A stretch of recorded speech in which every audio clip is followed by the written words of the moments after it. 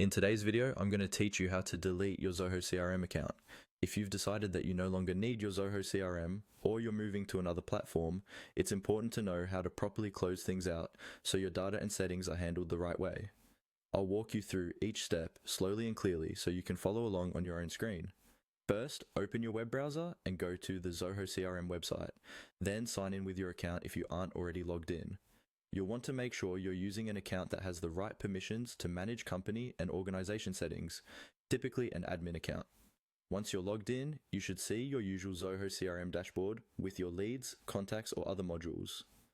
From here, look towards the top right corner of the page for the settings option.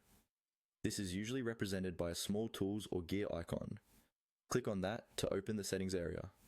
This section is where you can control how your entire CRM is configured, so be careful as you make changes. Inside the settings area, you'll see different categories. Find and go to the general section. This is where Zoho collects all the high-level settings related to your account and organization, rather than specific modules like leads or contacts. Take a moment to let the page load fully, as this can sometimes take a second. Within the general settings, look for an option called Company Settings or Company Details. Go ahead and click on that. This page typically contains information about your organization, such as your company name, address, and other basic details tied to your Zoho CRM account. On the Company Settings page, scroll until you find the option labeled Delete CRM Account.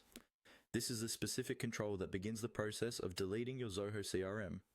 Before you click it, be sure that you've exported or backed up any data you might need in the future, because deleting your account can be permanent and may remove access to your records.